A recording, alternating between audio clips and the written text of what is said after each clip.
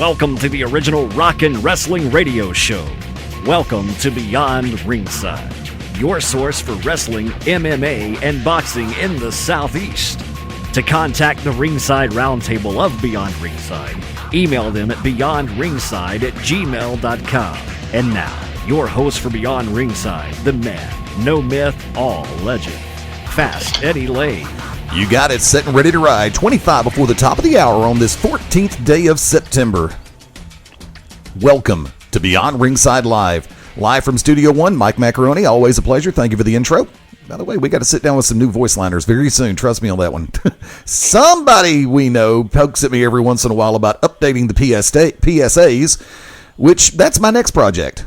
Liners 1, PSAs 2. Sound bites, those are on the way. Coming at multiple location station, tag team partners coming on board, welcoming Mark MaBo Bowman. Could you stop talking so loud and so fast? I have a headache. Okay, you can have one or the other. Either I can kill the volume a little bit or kill the speed a little bit. Better yet, no, it ain't going to happen. Well, then I'm going to kill my phone line a little bit and go back to sleep. No, thou shalt not do that either. Well, then you need to calm your ass down. It's Seg 1. You know I'll chill by Seg 2. Like to welcome in tag team partner, the Oracle of Ominous, the Wicked Nemesis. What's up, Wick? We're going to try something a little bit different. I'm actually on my tablet, my headset, due to quote-unquote suspicious activities from Skype and from my Hotmail account. So, kiss my ass and whatever else. Now, let me go ahead and say this, and this is partially, this is a partial me dropping a ball, and I apologize for that. I spoke with Gavin Loudspeaker, Loud and Noxious. A lot of people knew, of course, from Chikara and Wrestling Is. And we had originally spoken earlier this week about him coming on board, and I have not had a chance to get with him today to see if he's cleared to come on. I know we had some things happen last week, so I did get back in touch, and we did reschedule for today in about 25 minutes, but I haven't gotten back with him yet. I'm still dealing with freaking browser issues over here. FRICKIN. I didn't do it in the first 6 minutes. That's somebody else. But things we are going to hit, and I'm going to try to send him a message, and maybe if you're near your computer, if you do the same, one of us hopefully will be able to get with him. From that vantage point, something we've discussed over the last 24, and it's something that we've all had some fun with, and that is the factor of over on the WWE Network. If anybody says that number, I will shoot to kill. But I'm referring... 316, 9900. There you go. That's the number we can always use. NXT Takeover 2. I'm sitting back saying, and Wick said it beautifully while we were off air. And Wick, I'll let you lead with your comment that you gave us. If they keep this up. Well, I'm just going to say this right off him. I was very, very, very, very impressed with NXT.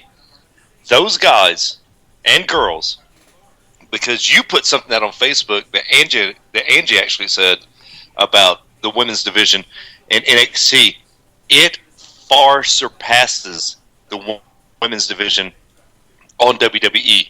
And we all know that's considered the quote-unquote minor league, NXT. But holy crap, they go out and they hit spots that mean something. It's not Ring of Honor where you have 15 brainbusters followed by a small package. They're teaching psychology to these guys, but they're still letting them go out. The Ascension. My only problem with the Ascension is they should be dominant. They're too big. Whenever they caught Sin Cara during the tag match, right? They had a point. Now here I have a little bit of problem with some of the things going on. You could tell who was calling the matches, and you could tell that there were hands put into the matches. The Ascension match against what's the guy's name that's tagging with Sin Cara in NXT?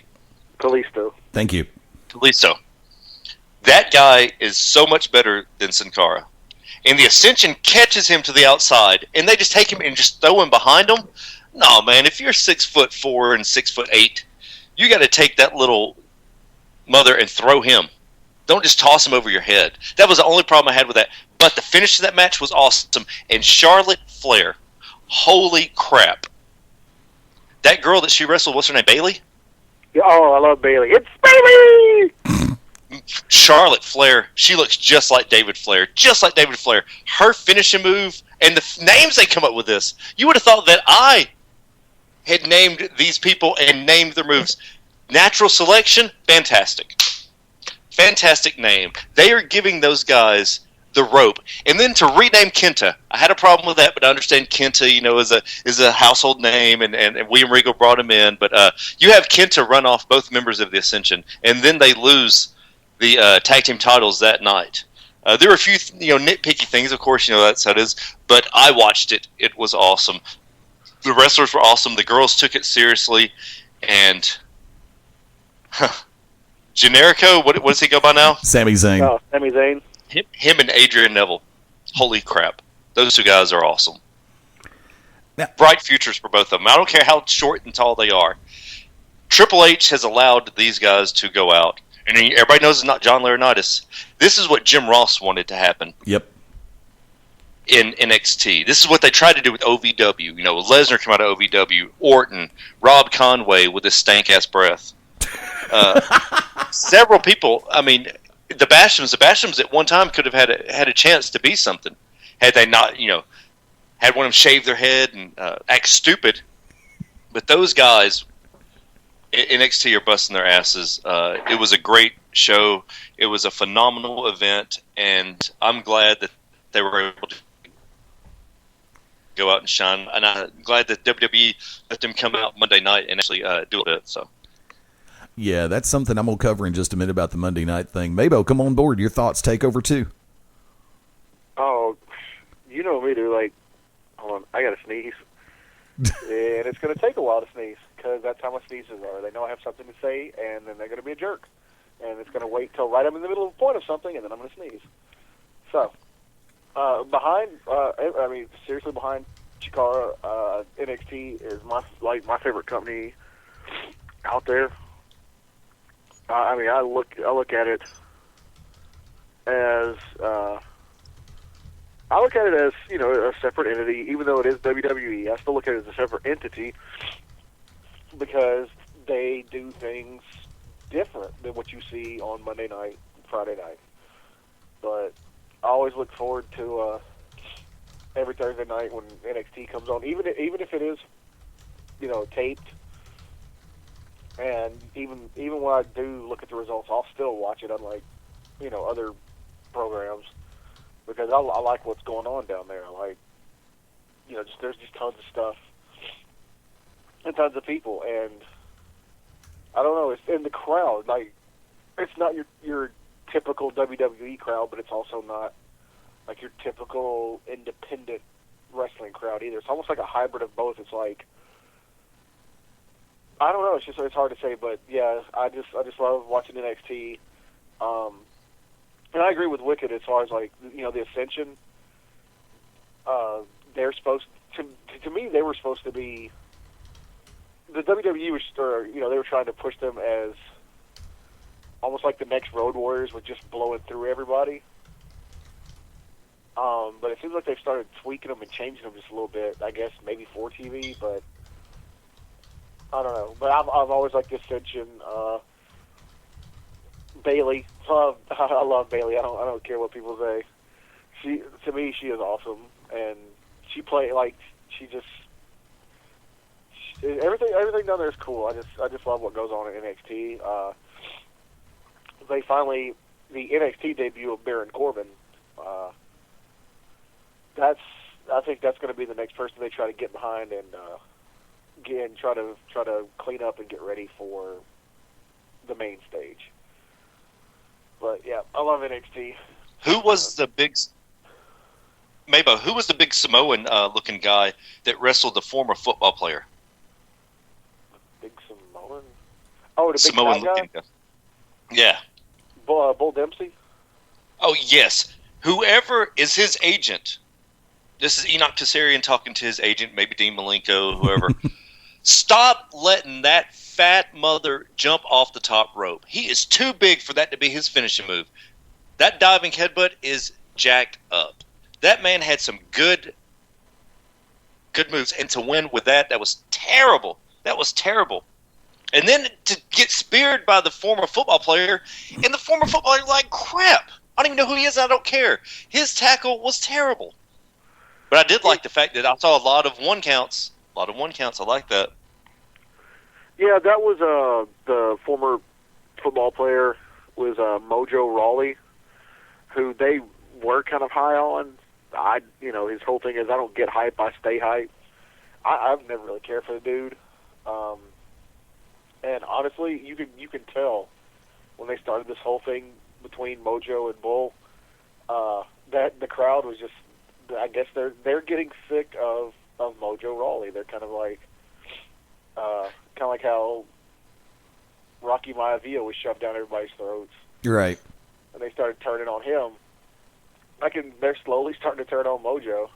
So, and I'm not saying I had anything. And this is not me. You guys know I don't toot my own horn or anything, but I'm not saying this was me. If I had anything to do with it, but if you go back and watch past episodes, when Bull Dempsey first debuted, he started calling himself the last of a dying breed and a couple other things. And I posted something on Twitter about it to him, using that tag, and I was like, well, I think Eddie Kingston might have something to say about that. Mm-hmm. And I don't think I have the email saved anymore, but like if anybody ever tweets at me, regardless if they delete it or not, I still get an email. And Bull Dempsey had a few things to say to me, and I guess maybe WWE made him erase them. Possibly. What did he say? What did he say? You got to tell me. It was something like he referenced Eddie Kingston. He said, "I'm not stealing, anybody's gimmick or something like that." And I was just like, and I said, "Look, man, Eddie Kingston has been walking around calling himself the last of a dying breed for years." And I was like, he might have something to say to that. You might want to watch out. And he started talking, he started specifically talking to me. And when I went to go, like I saw the emails first, and then when I went to check Twitter, where people had, where they talked to you, they had been erased, so I still had the emails. And then there was one that said, I respect Eddie Kingston, and he's my boy, what's up, King, blah, blah, blah. And I was like, okay, just saying, you might want to, whoever's working with you down there, you just might want to watch it. Well, he needs some help. He has all the tools to be good, not great, but he needs to lose some weight. He needs to get in some type of shape besides looking like a pear. He needs to stop worrying about what fans say to him, and he needs to work on his cardio. His cardio is crap. I noticed that quickly. I mean, one thing is to squirt yourself down with water, like Ron Bishop and a lot of guys do before matches, but he's just not. His cardio isn't up to balance to what the WWE needs, especially for a man like that. I mean, if you're going to be a big man, and for God's sakes, as I said earlier, don't do the diving headbutt as your finish. He should have grabbed that Mojo guy up, and he should have hit him with the greetings from Asbury Park or something. It is terrible when you see big men go to the top rope. A big man that size, I don't care if you.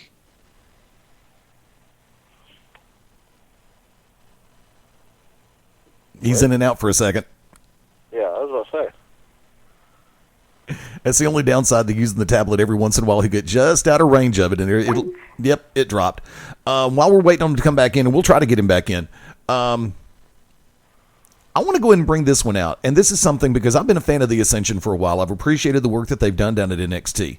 And there he is. Can you hear me? Yeah, you're breaking up a little bit. Sorry. There you are. Like I said, on my tablet. But anyway, that guy needs cardio. Now, let me bring something back up because I was starting to say a second ago before you came back in. I have appreciated the work that the Ascension has done down in NXT. And I always know, this is something that we all realize, that there is such a thing as doing the honors, period. Could this be a definite sign, considering the fact that they lost the titles to the Lucha Dragons and then got punked out by Kenta, technically, doing the honors, putting him over, but you've got two of the bigger monsters on the NXT roster putting over a much smaller person before he brought the chair into the ring. Could this be the sign that a lot of people have been looking for about the Ascension being called up to the main roster, MaBo? Oh, I mean, well, they had their, believe it or not, on Main Event, they actually debuted. Right. I know Main Event's pretty much a, what do you call that thing? The network exclusive. Right. But it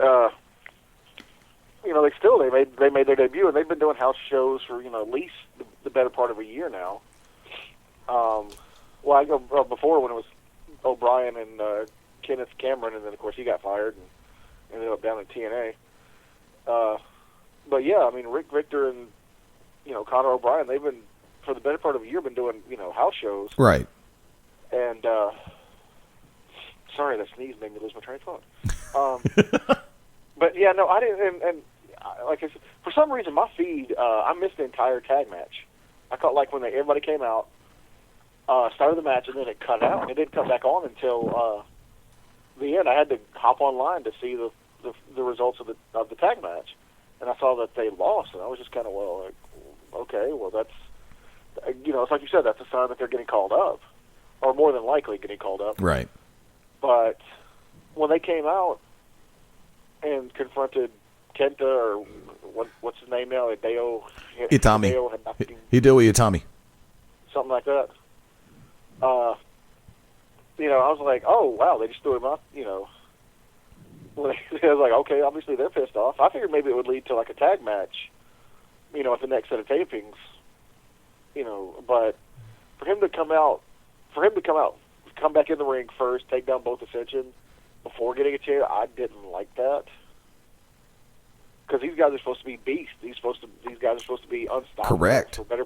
For the better part of a year, they were supposed to be. They were the NXT Tag Champions. So to me, it kind of made the Ascension look weak. But I don't know. I still like the Ascension. It'd be interesting to see what they do when they get called up. Hopefully, it'll be cool. Wick, let me get your thoughts on it. Okay, I don't know if you guys can hear me. Yes. Kenta, as we spoke about, as you guys are saying, going and getting the chair. First of all, I'm going to tell you right now, those two big guys, no matter what respect you have for Hideo Punk, that's what I'm going to call him, Hideo Punk. See, he deserves to be able to steal something from Punk. He should, you have to tell these guys, like, don't bump them until you go get the chair. Then you can bump them, whatever, because, then it's a guy with a chair. Let me tell you something.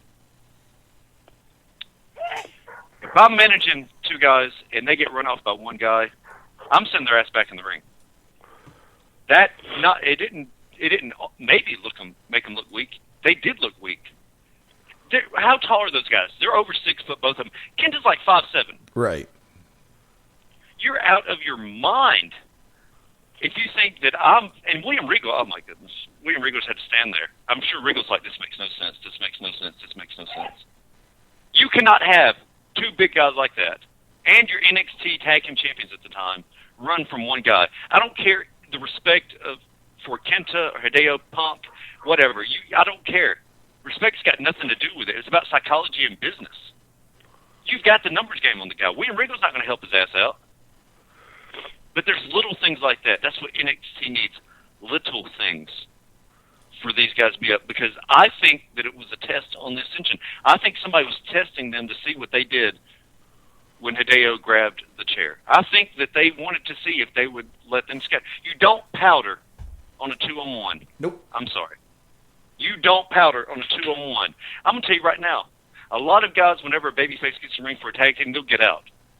Do you think that Mad Dog Dan Sawyer, who is a lot bigger than Kenta, and Joshua O'Hagan, who is about the size of Kenta, do you think that when they get in the ring, that the Unlucky Charms powder, and Chris and Clyde are nowhere near the size of the Ascension?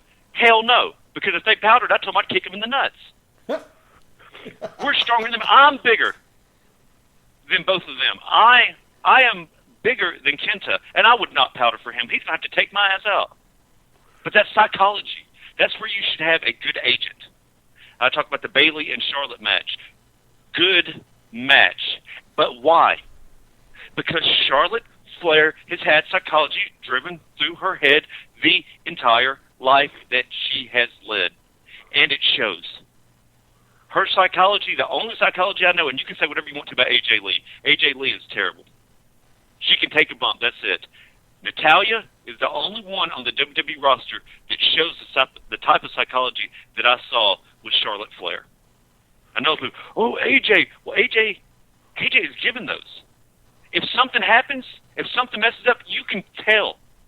who the veterans are when something goes wrong. Natalya is quick to be able to cover up anything somebody does. Agreed. And that's what Charlotte was doing. When Bayley messed up on a kick, barely she no-sold it. Little things. It's the little things. Yeah. And the little things in life mean a hell of a lot. Real quick, going 6 minutes before the top of the hour. For those of you joining us on TuneIn Radio, the TuneIn Radio app, thank you for joining us on BeyondRingside.com as well as Ustream, Shoutcast, and Winamp. Thank you for hanging with us today. And Stitcher. And Stitcher's actually primarily for the BeyondCast. Shh, that's okay. Hey, Stitcher. Mm-hmm. We're moving up. Moving on up. You got it, buddy. You know, and one of the things, now, I didn't catch, my signal went down during the Baron Corbin situation. I didn't get a chance to see that one, and I still haven't gone back and watched it because actually I've been so enamored. The Enzo Amore, boy, I was going to hit that one a little bit later, but actually the one that I do want to take on before we hit to the top of the hour, the Fatal 4-Way for the NXT Championship. That match, basically, I saw very few major things. Okay, there were no major things wrong in that match. There were a couple of little things. Guess what? Big surprise. No big deal. You're dealing with the human condition. But I'm going to sit back and say this. Adrian Neville, Tyler Breeze, Tyson Kidd, and Sami Zayn turned out one hell of a match that, in my book, was pay-per-view main event quality. Anybody want to take issue with that? I do. Go I don't think for it was main event quality. I think that was something that you could have stuck in as a instead of everybody go to the bathroom, a bathroom break. You could have put it in. It was strong. It was solid. But there were times in there you could not tell who was the babyface and who was the heel, with the exception of Sami Zayn. I would have actually said with the exception of Tyler Breeze. No. See, that guy's actually pretty good. I like him. But Sami Zayn's the only one that played babyface. The rest of the guys were kind of mixed in, blurring the line. And when is it that WWE has started letting people use closed fists? They've been doing that for a while. I guess I've missed this. I saw so many closed fists last week. I was like, why the hell are you punching somebody? That's illegal. You do that at GCW, or you do that at Peach State Wrestling, you're gonna get in trouble. Plain and simple. And you cannot have somebody punch you in the face 10 times and not have a black guy. Correct. That's stupid. That is absolutely ignorant and retarded. And yes, I said retard, and I don't mean like the mentally disabled people. I'm talking about like I don't know, like a Chase Stevens match. Okay, I'll give you that one. MaBo, come on in. Your thoughts, main event. Oh, sorry. I was drinking a glass of water when he said that. Spit take. Damn it, Wick, you almost made me choke. Well, hey, Chase Stevens would like that. He'd probably let you spit in his mouth for the right amount of money. Okay. Oh, hey, well, he is pretty. Like I said, I don't know. I wouldn't say it's. I agree with Wick. I wouldn't say main event. Like I said, definitely, I wouldn't have seen that. I don't think I could have seen that like definitely main eventing any kind of major pay per view. Like as far as WWE goes, what it reminded me of though was, remember when TNA would always put their X Division match on first? Yeah. Just to get the crowd hype and going. It was to me. It reminded me of that. Okay. Just everywhere. Just you couldn't even keep up with the action at some points. I thought it was great though. I liked it a lot. Tyson Kidd, I think he's. Let's be honest. He's never, and this is no shot at him, but he's never going to be anything on the main roster again. Unless they come. I mean, they even tried to stick him with Justin Gabriel as a tag team, and he ended up getting hurt. Or I think Justin got hurt, and then Tyson turned around and got hurt. I mean, I think he found his spot kind of working with the younger talent down in NXT. Well, I mean, technically Tyson's still, he's still at a young age himself. Yeah. But I don't think he's ever going to be he's not going to be a major player back at the main roster again. But I think he does solid down there with the new talent. Well, Go ahead. Tyler Breeze. I think Tyler Breeze is great. I wish they didn't steal his, don't hit me in the face, shtick and give it to the Miz. Oh, that pissed me off. That pissed me off. Sami Zayn. I didn't think that he would make it without being El Generico, and I have been proven wrong. I'll admit it. I'll be the first one to admit it. I love his little, punk ska entrance and the little dance he does.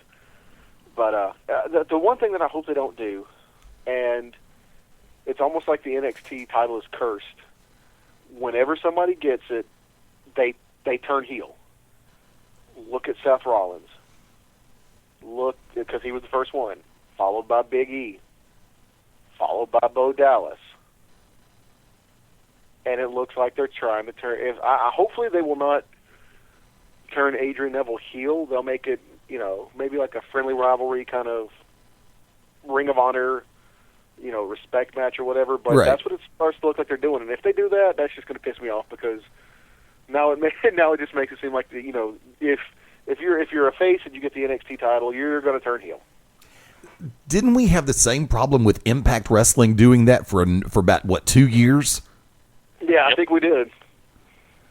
Bobby Roode gets... And that's the thing, and every time somebody would try to, help somebody out, they'd be like, oh, I'm turning on you. You can't have a babyface champion? I know that the thing is, to have a heel champion and have the babyface chase, but let's be honest. How many great heels do you know right now besides Bobby Roode, James Storm? Because Bray Wyatt's a babyface, I hate to tell you that. How many great heels do you know right now on the national stage? Honestly, I know we're about to go to a break, but Eddie, name me one heel besides Bobby Roode and James Storm, and don't say Bully Ray. And actually, you're going to have to hold that thought because I'm going to have to take issue with the factor of Bobby Roode because he's over as a face character right now. But I'll give you that answer, solid as a stone, so to speak.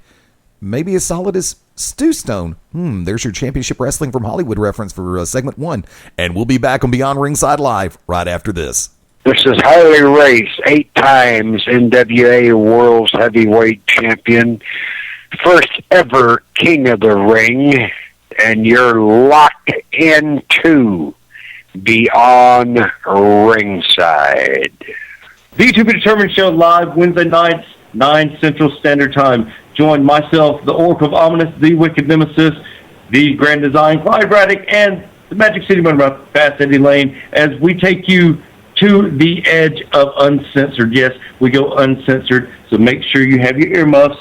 Ask your parents, for those of you that are a little young, maybe under 18, but make sure if you have any heart conditions or any mental defects, please listen because they may take effect right here live every Wednesday night, 9 Central Standard Time. Beyond Ringside Radio Network, beyondringside.com. This is Mr. Wrestling 2. You're locked into Beyond Ringside. This is Bob Allen, co-author of Gordon Soley's Something Left Behind and the Soley Chronicles, and you're locked into Beyond Ringside. Ladies and gentlemen, this is Smark Rage from Wrestle Rage Radio, coming to you from the Beyond Ringside Radio Network. Join myself and my co-host, Super Stan Grubb, Sunday nights at 9 p.m. Eastern, as we present Wrestle Rage Radio, where we rant and rave on everything in the world of pro wrestling. Sometimes we'll have a guest. Sometimes it'll be just me and Stan BSing about the sport that we love, pro wrestling. Check us out. Tune in Sunday nights, 9 p.m. Eastern, 8 p.m. Central, only on the Beyond Ringside Network. This is Todd Howard from LM Promotions, and you're locked in to Beyond Ringside.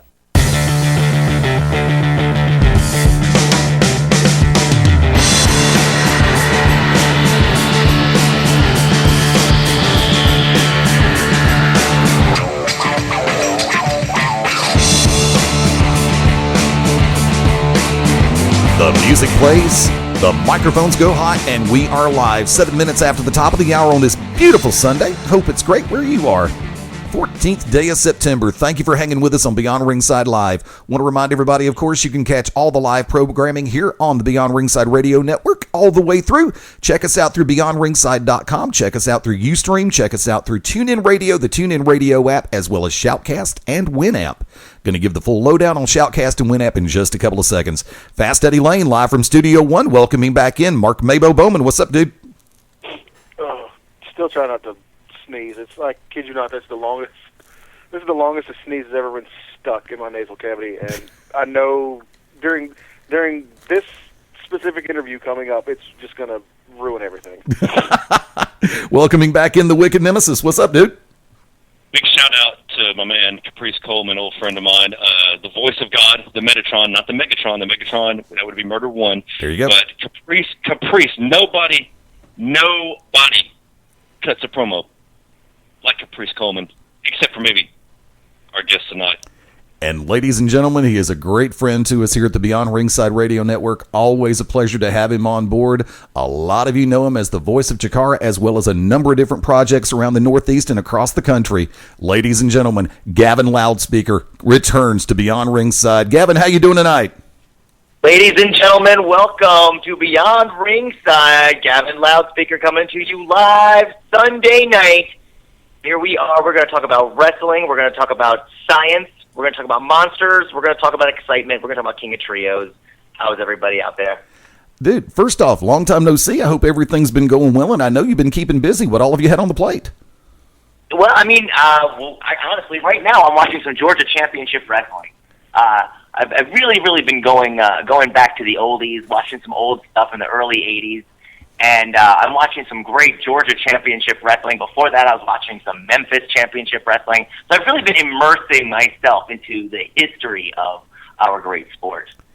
Yeah, with Georgia Championship Wrestling, I got to lay it out there because for me, that was one of the first real promotions that I saw. Of course, NWA out of Chattanooga, Tennessee, with the Goulas promotion here in Alabama, and then the advent of me getting cable and being able to see Georgia Championship Wrestling. Gordon Soley, Freddie Miller, with Mr. Wrestling 2, the Masked Superstar, Super Destroyer, Junkyard Dog, Ted DiBiase, Tommy Rich, and you had some great talent go through those doors and in and out of that ring during that era. Yeah, right now they're showing a vignette of like a ninja. I don't know, maybe it was the Great Muda. Kabuki? I'm not sure who it is, Kabuki. but they're just showing a vignette. Chucks, and he's flipping them around. He's meditating in a Japanese garden. Kabuki. I'm thinking Kabuki. It has to be. Gary Hart has to be in that. Yeah, because this is 1983, so it is Kabuki. Yeah, that would be Kabuki, managed by Gary Hart, and they were in the middle of a feud with the American Dream Dusty Rhodes at that point, if I remember correctly. Yeah, and now we've got the Briscoe brothers talking on screen, and Jack Briscoe's got the belt, and Jerry's got the microphone. Jack and Jerry Briscoe, pure timeless and pure class all the way across the board. I mean, to me, Jack was one of the best wrestlers to come down the pike during the 70s and the mid 80s, and the man represented the NWA Championship beautifully. But let me go ahead and lay this one out there. If there was one era or one promotion, I know you've been catching up on Memphis as well as Georgia. If you had to do a coin toss, which one would you rather do the announcing for right now? Oh, because I would choose like 1983 to 1985 World Class. Nice. Last year, that's what I would have wanted to be a part of. And of course, that would be. I don't know if that counts as an era, but no, it actually does. And Wicked was asking about the direct reference to the Von Erichs on that one. yeah, Von Erichs. I mean, everything that they did with the using music and the Freebird, Gary Hart, and all the tag teams, the Chris Adams and Gino Hernandez and Bruiser Brody, on and on and on. Hercules Hernandez, I think, was still out there during that era. I'm trying to remember because there was so much great talent. Hercules was. Say again? I'm sorry. Iceman King Parsons was a big one. And actually, Iceman King Parsons was floating between World Class and Mid-South Wrestling at that point with Bill Watts' promotion. Yeah, he just looked like a really legitimate tough person. Iceman. The fact that he had a chest tattoo back when not everybody even had a tattoo. Very true. Do you guys remember whenever Iceman was a Freebird for a night? Missed that. I remember that. It was pretty brief. Yeah, it was one night, but still, he went out there and he rocked with the Freebirds. Yeah, see, I grew up in Dallas in '86 and '87, so I caught the tail end of World Class. But I have to ask a question to Gavin really quick, if you don't mind. Yeah. I want to ask you, Gavin, what have you learned? And you've been watching all this old stuff, and that's really what you go back to watch the old stuff from, is to hone your craft, to see what you can do. Is there someone or is there something that you've seen you're like, that makes me better? That's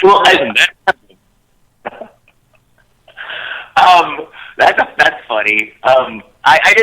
I love what I watched growing up, which is early '80s WWF, and listening to that Vince McMahon do that commentary. Yeah. That's just, I don't know if I love it because I think it's great, or if I love it just because it reminds me of being a kid, or what. But that's what I've always tried to emulate.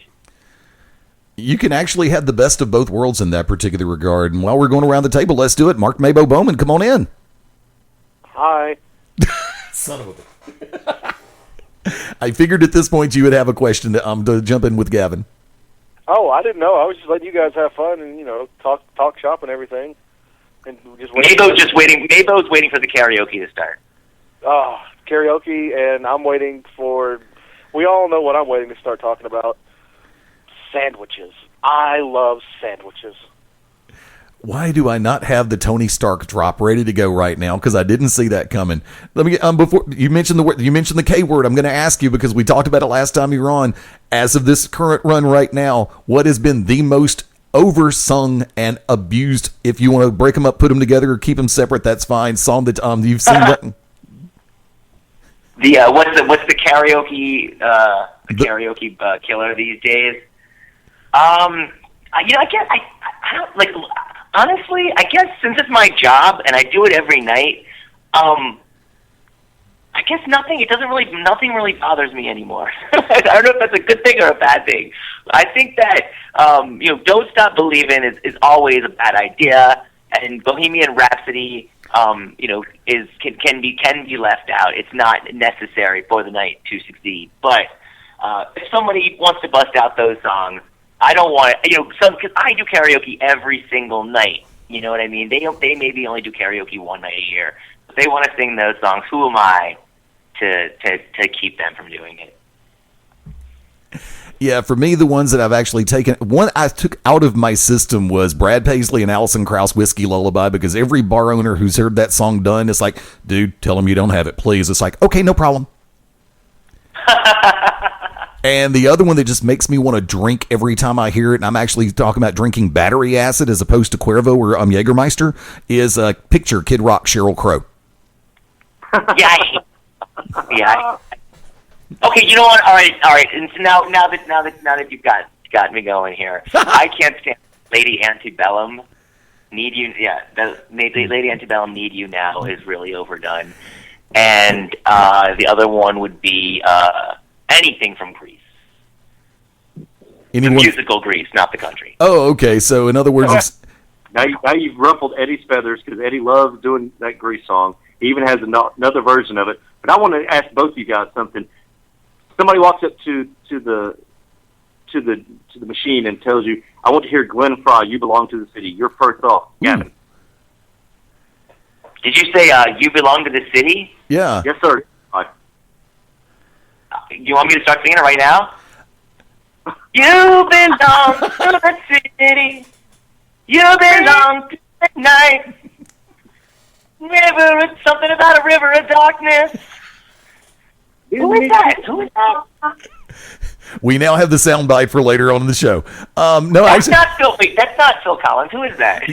It's Glenn Frey. Greg Price? Glenn Frey. Glenn Frey, the Eagle. Right. Yeah. Gotcha. No, actually, what Wick was asking was, and I guess you didn't hear him on that one. If someone comes up and wants to sing it, what's the first thing that goes through your head? Oh, wow. I guess that this person must spend a lot of time browsing through Walmart. You got it on that one. I'm not even going to touch it. Phrase it pays. I got nothing. No, it's like when it's certain Eagles songs and certain songs that are done by former Eagles members that should not be done. It's like if somebody comes up and says, I want to sing New York Minute by Don Henley, I'm going to go just order me a 16-piece set of wings right now and just wait until you get done before I come back up. I take no credit. Unless, of course, but see, here's the thing. You can normally tell by the first song someone does if they've got the guns in order to pull off another song that's going to take it up a notch. And it's like if they've done, Good Directions by Billy Currington as their first song, and then they want to sing something ultra poetic, I'm going, earplugs, please. Yeah. Well, it's also all about timing. Because speaking of Don Henley, someone sang "Boys of Summer," just the other week, right? And the timing was perfect. The summer's over. We're all sad. That song is just. I think that song really does pull at your heartstrings, even if you do sing it poorly. Very true. So I think that can also make for a great performance as well. But it's not but again, karaoke to me, in my opinion, it's not a competition, and I certainly don't allow any wagering. Unless they're going to bet a beer.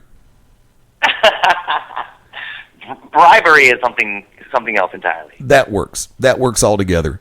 Yeah, and now depending on where you do it, it's like if you do it in a family restaurant, of course you have to watch out for people who want to come up and sing something like, "Hey, pop that" by the 2 Live Crew, and you say, "Nope, can't do that here. Sorry."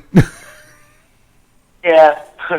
Perhaps you'd like to do some Will Smith. I'll aggravate the hell out of him and say, "Here, try this one by Justin Bieber so people will boo you out of the building." No.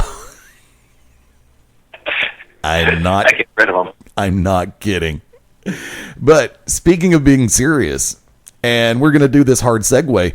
Before we do, one of the topics that we've always enjoyed talking with you about, of course, is Kaiju Big Battle. Now, one of the most elusive situations for people who don't really take the time to keep track of Kaiju. First off, other than wanting to smack them on the head with a feather duster, what do you tell them? Well, I just say, perhaps you are uninitiated. Kaiju Big Battle is it's a live monster wrestling show, and it happens right in front of your face inside a ring where kaiju, which means like a giant Japanese monster, like let's say Godzilla, for instance. But we have all kinds of monsters, and they battle it out. Dr. Cube, who some people might be familiar with from Chikara, he is an evil scientist, and he creates monsters that destroy cities all over this great nation of ours. And in retaliation, there is a crew of the kaiju heroes, like Kung Fu Chicken Noodle, and American Beetle, and the Plantain Twins. And they come together and they fight the evil monsters of Dr. Cube, and they do it right in the middle of the ring, and they destroy entire city blocks, and do tons and tons of property damage to valuable tenement buildings in such cities as New York, Philadelphia, Chicago, New Orleans, and pretty soon we are coming for the very first time to the sunny state of Florida. Very cool. What part? We are going to be doing four shows in the month of October, at the end of October, and they will be in the cities of Weber, which is near Tampa. Right. They would be part of in Gainesville, Florida, and also Jacksonville. I think that's going to be part of a music deal called the Fest. I don't know if you've heard of it. And then also Orlando. Very cool, very cool. So in other words, y'all get a good vacation. Not necessarily a working vacation on Kaiju. Get to spend it down in Florida. Yeah, it's actually, this is the first. This is the first time we've done a tour, so to say. MaBo, come on board. I know you've been chomping at the bit on this topic. About Kaiju? Yes. Oh, I love the Kaiju. I hadn't seen anything lately, and it's shame on me, but I have no doubt that that Dr. Cube has been up to his nefarious shenanigans. Well, as it works out, we are going to be in Orlando on Halloween. I think that is going to be a pretty outrageous night. Well, is there any truth to the rumor that since you guys will be, near Orlando, or in Orlando, the Orlando proper, any truth to the rumor that Dr. Cube might actually try to take over the Magic Kingdom? There is, not only truth, there is a theory that Dr. Cube is the mastermind behind the utilidors that run underneath Disney World. And that the utilidors are secretly a tunnel to Dr. Cube laboratories that he has all throughout the underground sections of Disney World. And there's even a plan for a Kaiju Land theme park. Really? Nice. Yeah, we've only run into one obstacle to make that happen. And what would that be? We need about $700 million to make that happen, and we don't exactly have those funds yet. Yeah. But once we do, we'll have a lot of money to play with. I thought you were just going to say the lack of proper real estate that would be adequate and suitable. Well, the real estate used to be so doggone cheap until Walt went down there and jacked up the prices. Yeah, anything that the property values just go ahead and they say it's like, let's go commercial, let's charge more, even if we don't have to. He bought that for like 3 cents an acre, and then as soon as they found out it was Walt Disney property, it becomes $3,000 an acre. At least, yeah, definitely. MaBo, you were about to say? Oh, I could just imagine, Dr. Q being the next great Disney villain, standing alongside Captain Hook and Maleficent. Yeah. Oh, that would be cool. He could definitely possibly be enlisting the help of Disney Imagineer Raleigh Crump. Have you heard of that guy? Heard the name. Crump?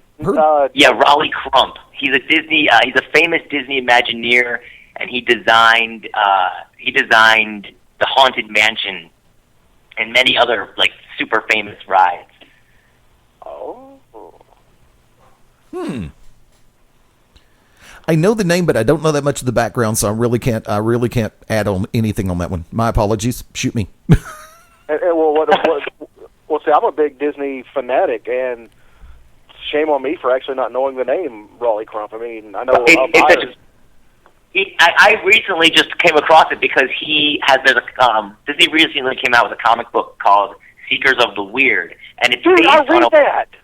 Yeah, and it's based on a Disney ride that was never ever made, and it was called the Museum of the Weird, and it was designed by Raleigh Crump, and it was going to be a walkthrough you walked through it before you went into the Haunted Mansion, like a queue, like a line, and then you look at all the Museum of the Weird stuff, and he designed all this crazy stuff. And then, but Walt Disney ended up dying in 1966, so they ended up not making that, and they just used some of the stuff in the Haunted Mansion. But for some reason, this ride lives on in the minds of every single Disney fanatic, and they're always like, "Why? How come maybe they'll make it one day? Maybe they'll do it again. Maybe they'll make a movie about it." One time there was a talk about making a movie about it, the Museum of the Weird. But finally, I guess Disney made a comic book with Marvel, and they just put out a comic book about it. See, that's why when you said the name, when you said the name, that's why it sounded familiar, because I picked up the first issue. I haven't been able to find the 2, 3, and 4. And I think they're only at 1 right now. Oh, no. Secrets of the Weird, they're over, and they actually have everything collected in a trade. Oh, really? I've only been able to... And they've actually moved on to a Figment, based on the Epcot ride, the Figment comic book. Oh, so they're on the second ride now? Oh, well, I wouldn't say it's a ride. It's you remember Figment from Epcot? Oh, he's in it. Yeah, it's the comic book based on him. It's very steampunk-esque. Oh, and this is part of the Disney. Is it called Kingdom? Yeah, I think it's going to be called the Kingdom series. I got the latest issue right in front of me somewhere. Disney Kingdoms. And do me a favor, let me shift gears real quick. Wicked Nemesis, welcome back in. Sorry about that. I'm having problems with the tablet and the laptop, so What did I miss? Do we talk about anybody? We talk about this Kaiju big battle and how it's man versus monsters and monsters are ruling the world. We really just got started into that topic. That's why I'm glad you called back in when you did. Oh yes, yay! Kaiju big battle. Everybody knows I love that. Kaiju big battle is we're actually this is a milestone year. It's our 20th anniversary. Holy crap! It's it'll either make you feel really young or really old. I don't know. For me, it's definitely really old, but we're having fun with it, and we're having a big anniversary show in New York City on October 11th at Stage 48. Hey, that's my birthday. Oh, really? Well, we're gonna have a big party. It's a big celebration, and we're rumored to be busting out the time machine and getting some old kaiju stars from the past, even ones who may have been deceased through the use of a time machine. What do you think of that? Very cool. I think Gwen Frey wrote a song about that. Well, would you be using the Flash's time treadmill, or possibly Mr. Fantastic's time machine? Anything specific? Because I think the time treadmill would be perfect. I haven't thought of the Flash's time treadmill in forever and a day. Now, did that go when Barry went, or did Wally use that too? I'm trying to remember. Oh, Wally had it. Okay. It's in the Flash Museum, or it was.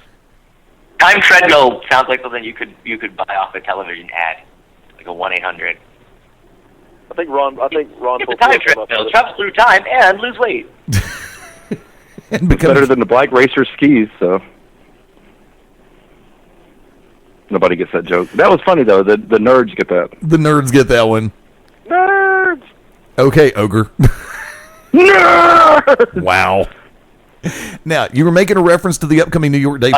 As a tear runs down my cheek, you guys can't see. It's a great movie. Revenge of the Nerds is a fantastic movie, and I would love to go back and play ever. Ogre. What about Nerds 2, Nerds in Paradise? Nerds in They go to Paradise. Fort Lauderdale.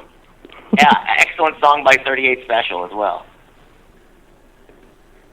Oh, man, I'm old now. Wow. Take Me Back to Paradise. I haven't heard that song in a while. You know the time is right. Yeah. Yeah. Make it real. Take me back to paradise.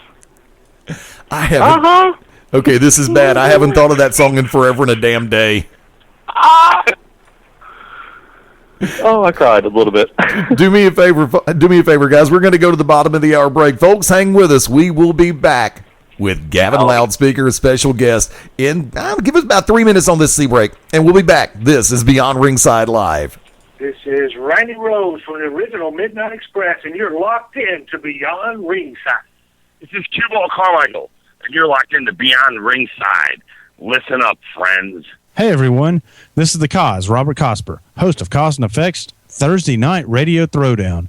This is your invitation to join me, along with the Effects Stuart Couch, Mad Dog Dan Sawyer, and all of the craziness that is C&E, right here every Thursday at 7 p.m. Central, 5 p.m. Pacific Time.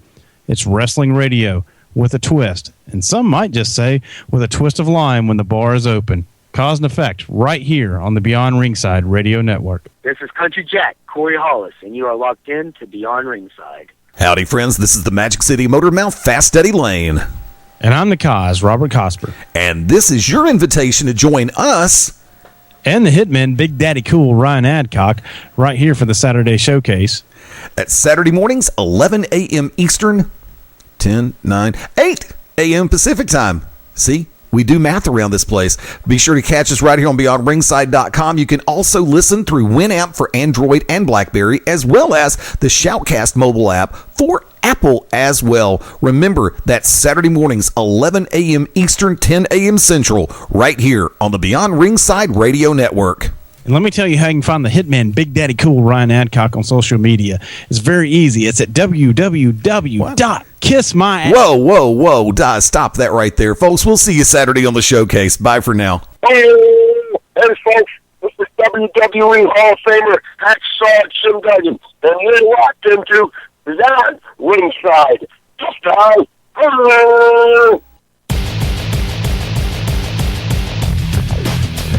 You know, I joke about this, but there's going to come a point in time where we actually release the off-air version of the show. Damn it. Welcome back into Beyond Ringside Live, 24 before the top of the hour on this beautiful Sunday, the 14th day of September. Hoping everybody's having a great weekend. Live from Studio 1, Fast Eddie Layne, live for Bohemian Grove, the Wicked Nemesis. If Jennifer Grey jumps my arms, I don't know if I hit her with a European uppercut. I may hit her with a 3D, though. 3D! Now Live from an area code that nobody can pronounce, Mark MaBo Bowman. Oh, we gonna Claudio that ish.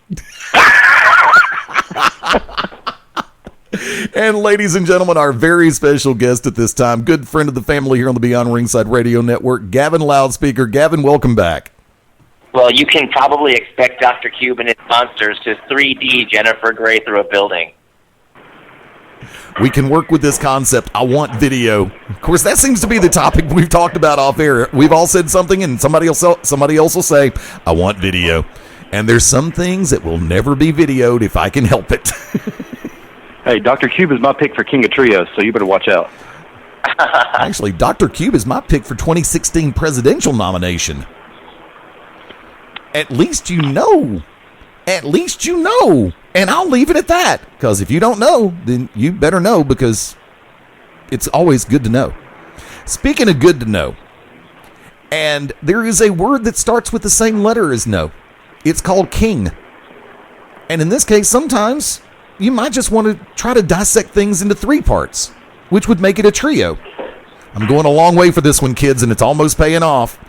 Coming up, we are right around the corner from one of the biggest events of the year.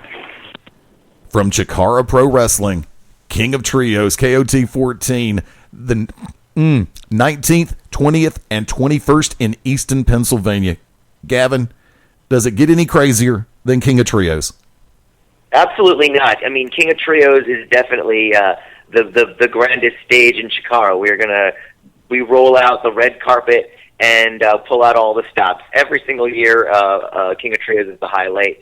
And, of course, last year we were unable to have King of Trios, so it's an even bigger celebration because we're coming back after a year-long break. The Chikara fans are rabid, and they are ready for the greatest Trios tournament in the entire world. Before we really start hitting on KOT, MaBo, you and I have had discussions about the rebirth of Chikara. Now, I know that you and I have both been very outspoken, you more so than myself on this one.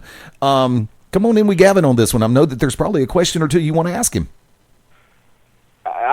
Eddie, don't, because I want to start crying. Because, I told you I started crying at the end of National Pro Wrestling Day this year. So I don't want to talk about it. I just want to stick to King of Trios. I don't want to bring it up because I'm just happy that Chikara is back. So stop trying to make me cry, damn it. I'm not trying to make you cry, but I had a feeling there might be a question or two that you wanted to ask. And let me go ahead and lay this one out there. Gavin, for you personally, on the rebirth of Chikara, when everything started coming back into play and you knew that the stars were lining up and everything was going to be back in action, what was your initial reaction? My initial reaction was, oh my God, Chikara's coming back. And the very next thing I thought was, oh my God, that means we're going to have another King of Trios. Nice segue, thank you. And that is exactly what was my thought, because I was like, King of Trios, we give to the world, something that, this part of the country doesn't really get to see. Not only the style of wrestling that comes from the Trios tournament, but also all this talent that's from the past, talent that is, that are coming up on their way up that people have heard about, and mixing it up in all kinds of other matches that take place during the weekend.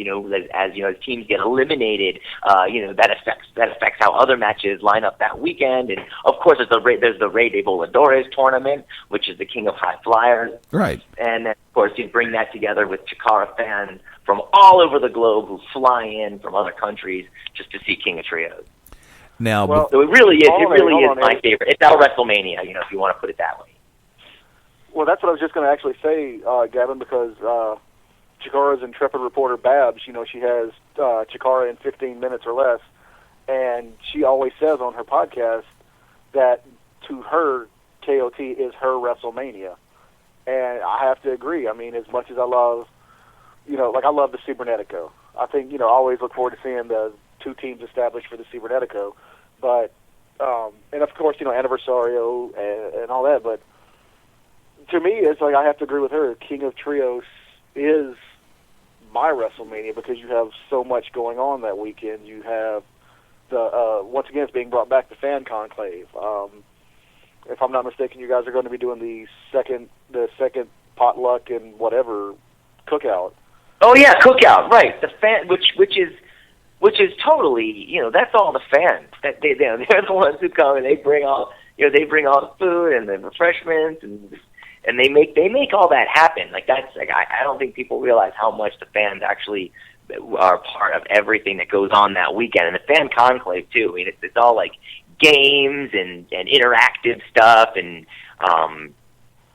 singing songs. We had karaoke one year. It was actually Chikaraoke is what there you go. Well, I've heard that there may be rumor of you might be doing a medley of some of your best of. Yeah, I know. I'm going to be doing some new ones too. Oh, awesome! But see, that's what I like.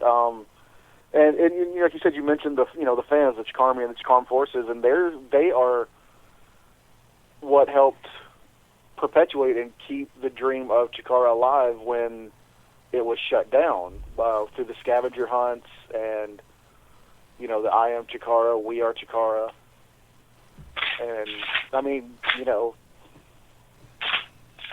damn it, I'm crying again. Eddie, take over. Okay.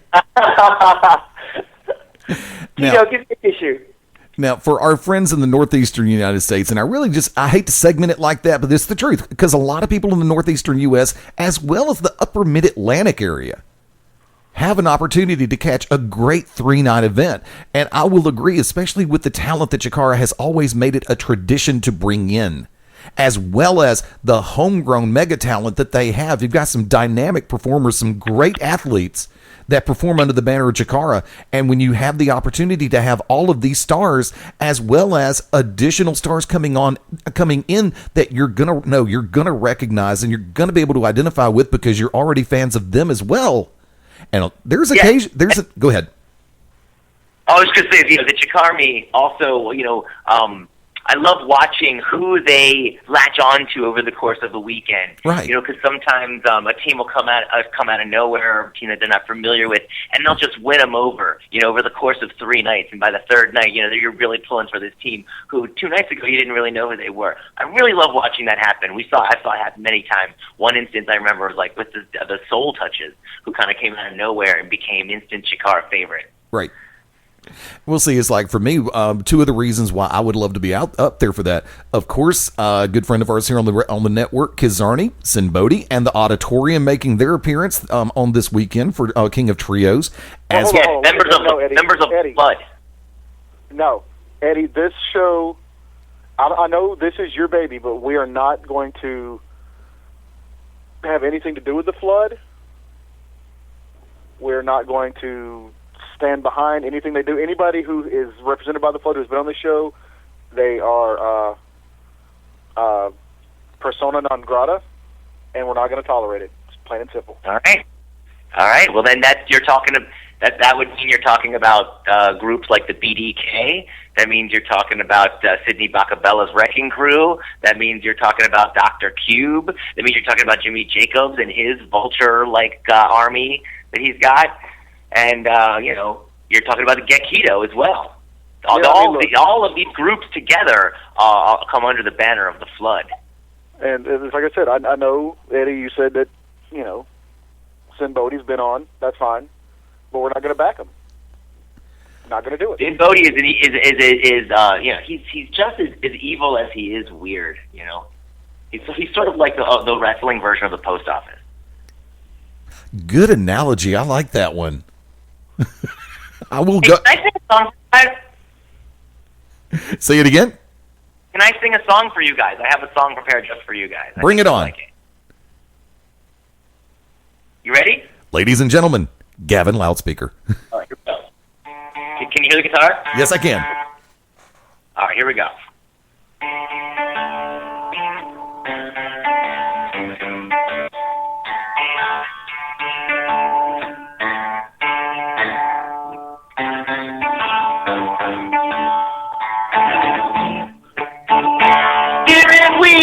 keep on spinning.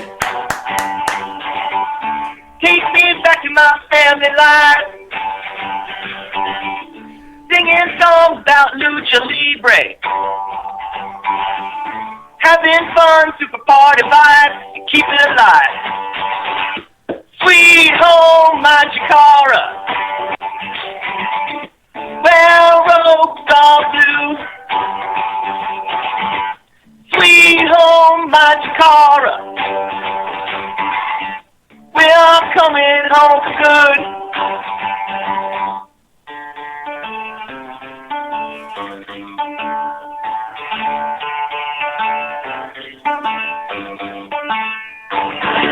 Now some folks don't want to party. Some folks just shut us down like the flood. Give those jokers a reminder. And run those jokers out of town and say it loud. Sweet home, my Chikara. Well, robes all blue. Sweet home, my Chikara. We're coming home for good.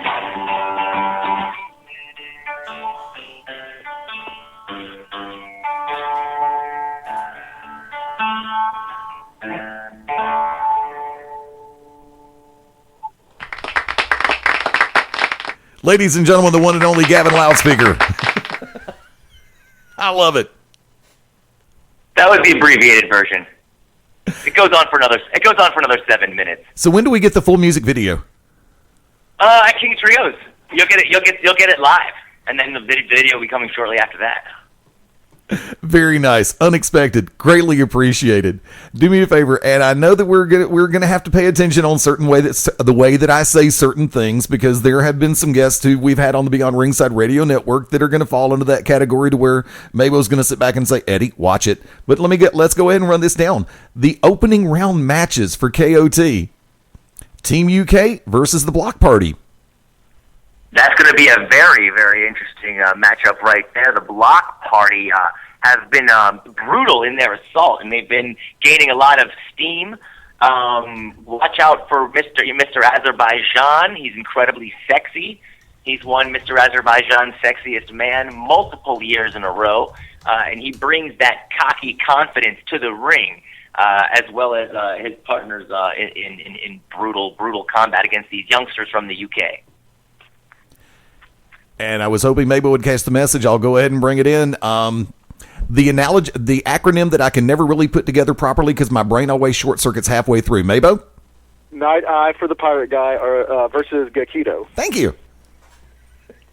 There you go, right there. I mean, now you're talking about Gekido, where you're talking about the Shard, Jigsaw, and 17. Shard and Jigsaw are former tag team champions themselves, and 17 is always deadly because he is a master of 17 secret moves in wrestling that were forgotten, that have been outlawed since. Another one of the first round pairings coming up for King of Trios: The Flood versus the Spectral Envoy.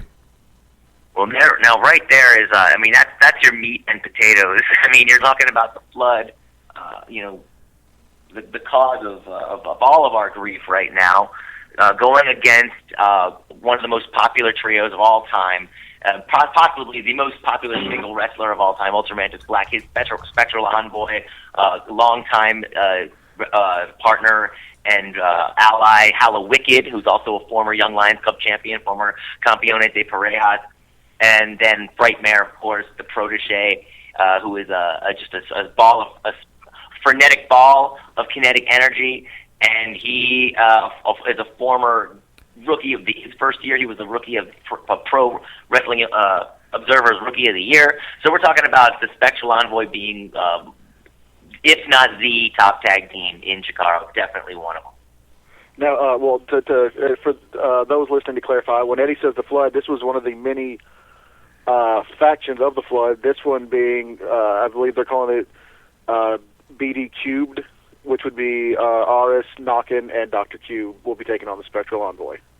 Yeah, Ari's the longtime mastermind behind BDK, which, at one time held, had members like Sarah Del Rey and Claudio Castagnoli, as well as Tim Donst, and you remember that. But at this point right now, he's enlisted this character, Knockin', who is a very, very imposing figure, very almost big like Tursis in a lot of ways. Yes. And Aries, of course, a devious mastermind.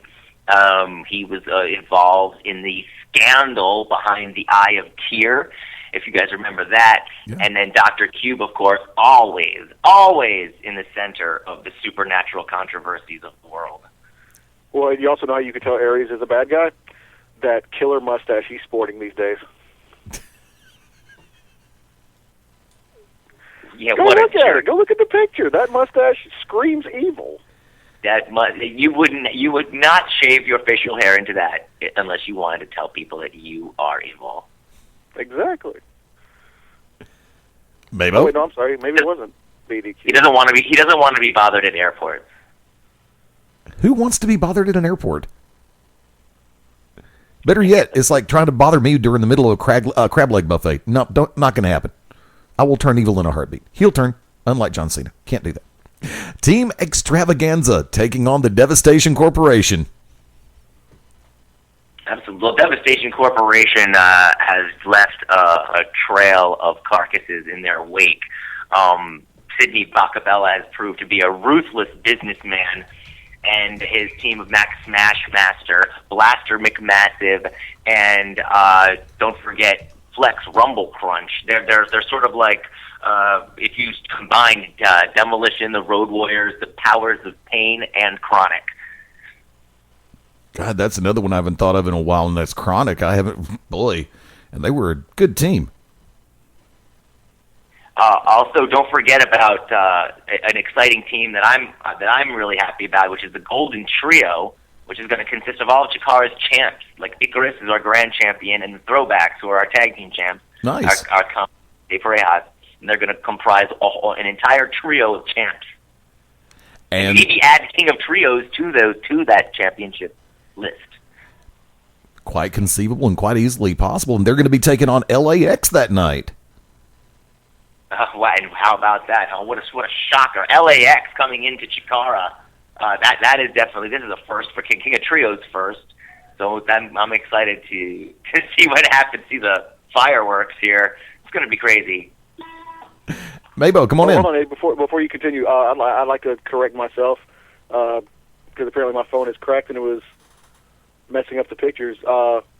It's actually the flood part of this taking on Spectral Envoy would be Eddie Kingston, Jimmy Jacobs, and Volgar. Right. Yeah, I kind of messed that up. My phone. Yeah, you've seen that cracked phone I use. So it's the BD Cubed is taking on 3-Pack-O, my team to win this year. Well, 3-Pack-O, has proven to be a great team in the past, not just in the ring, but outside of the ring, as they rallied the Chikara fans during that dark period where Chikara wasn't around, and of course, in the end, procuring the DeLorean and saving National Pro Wrestling Day. And who knew Archie could get his hands on a DeLorean? I'm sure it wasn't easy. I'm sure it took all three of them. Well, they don't call him Big Magic for no reason. They don't. That is true. Now, did we cover who 3-Pack-O is taking on in night number 1 for King of Trios? Yeah, that would be Aries, Knockin', and Dr. Cube. Okay. Dr. Cube. Yeah. And then, so the Spectral Envoy is taking on the Flood combination of Jimmy Jacobs and Eddie Kingston, who recently sort of created an alliance where there surely wasn't one before. Jimmy Jacobs playing mind games with Eddie Kingston, and his I guess the only way I can describe it is love affair with the Chikara Grand Championship. I mean, he kind of refers to it as he refers to it as she, as if it's a real woman, right. And almost like a scorned lover that has left him. Well, I mean, as those I can't remember which show it was recently, but Jacobs made the promise to King to help him get her back, And for those who've been keeping up with the point system, Jimmy Jacobs is in line for a shot at Icarus's Grand Championship. So, do you think Jacobs would lay the belt at the feet of King, or do you think maybe he? And we have not spoken of him, and I'm honestly kind of afraid to mention his name because I don't want him to kick my bedroom door down. But do you think maybe he would turn it over to Decalion? That is interesting. That's some interesting conspiracy theories there. You seem to know a little bit. You seem to know a lot. I don't know anything, sir. You seem to have a lot of information here. I'm kind of wondering how. Well, I can guarantee you that my flag stands firmly in the camp of Chikara and not the Flood. Okay. All right, if you say so. How dare you, sir? How dare you? Okay, I mean, I'm just saying that thought never even crossed my mind. You know that's just me. That's just me personally. Look, Gavin, I'll admit Aries' mustache is very alluring. It rivals Dan Severn's mustache, but it is not enough to sway me to the side of the Flood. Firmly, Chikara. That would be fair. That would definitely be fair. I would personally be. I would like to see Dan Severn and Aries perform some Bohemian Rhapsody. Oh, that would be lovely. MaBo, set up 6. What'd I do? There goes production chat. No, this next match. Sorry. Yes. I got mesmerized by the picture of Aries' mustache. Sorry. It was wooing me over to the Flood. Okay, do me a favor. Lean in. That'll get you back to reality. The colony, making up, being comprised of Fire Ant, the newly christened Silver Ant as of this season. He's no longer green; he is silver. And for those who do not think there is such thing as a Silver Ant, there is a Silver Ant that exists, I believe, in one of the desert climates. And I think from what it ingests, it helps protect it from the heat and gives it that silvery sheen. And no longer a Sail Ant, he is now a Worker Ant. He is. Absolutely. The colony is back, stronger than ever. They're in first round action going up against their sort of counter nemesis, the Colony Extreme Force, which are really just a cheap knockoff of the Colony. There's someone who I'm not going to talk about thought it was a good idea since the Colony was successful, to just make another colony and give them lots of fluorescent colored costumes and big accessories and give them guns and space helmets. And the Colony Extreme Force, I think everybody sees them as the knockoff Colony. So we're going to have the Colony taking on the Colony Extreme Force to see who is the true Colony, the true ants of Chikara. Well, if I'm not mistaken, that person who some would say he sort of redeemed himself, but did he not award the Colony's original King of Trios medals to the Extreme Force? He retroactively it crowned them kings of trios, which he had no right to do. And he also, not for nothing, he also tried to kill me. Well, that's not good either. He threw me in the ring with a savage brute with plans for me to see my demise. So, I don't really think that we need to talk about Wink Vavasaur, that's for sure. He put you in the ring with my mom? Okay, I'm gone.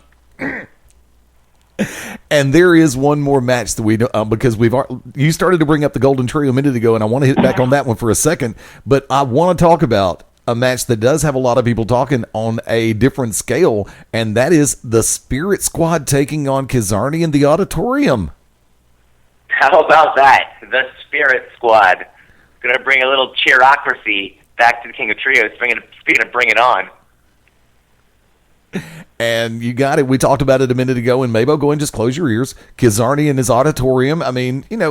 There's a lot to be said for the variety of personalities and athletes that are going to be participating in this year's King of Trios, Gavin. Yeah, I agree, and I think that variety is definitely the key to that satisfying meal that everyone wants when they go to see a wrestling show. I just recently heard Kevin Sullivan talking about wrestling on a podcast, and he mentioned how wrestling should be like a circus, and I totally agree with that.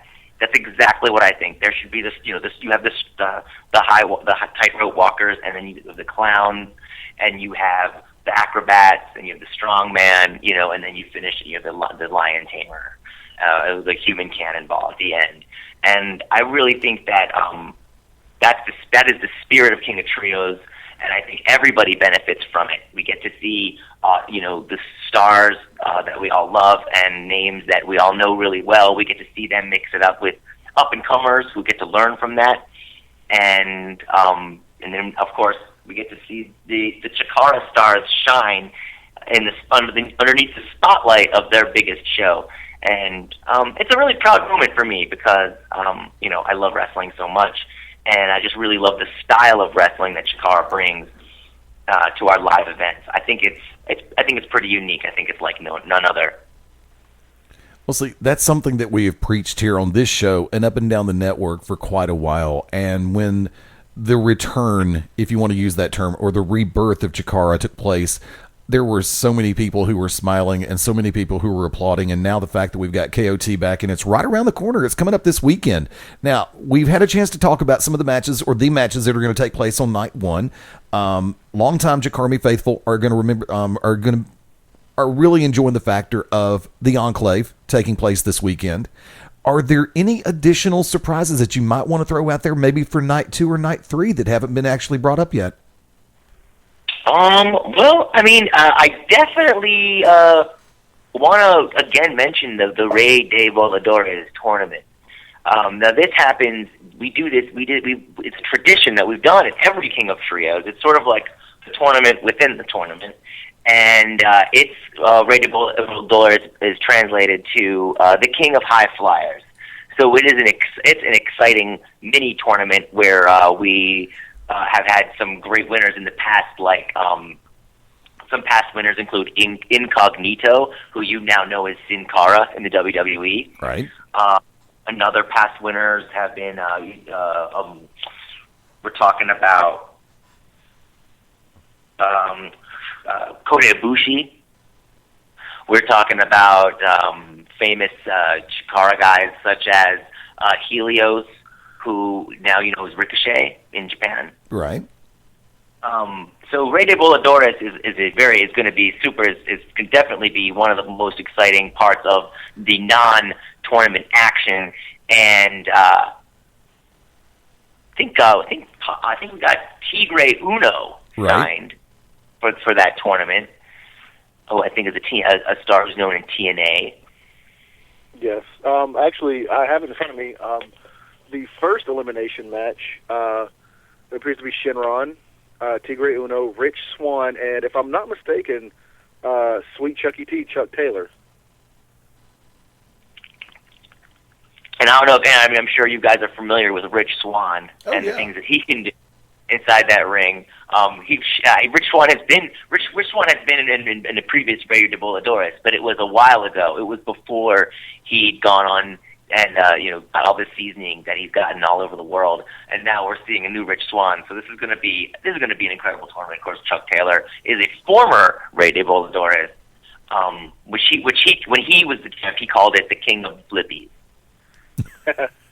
And then you've got the second elimination match in the tournament. Right now, the Great Sonata is the only one named in that one that I can see. That's what I've got.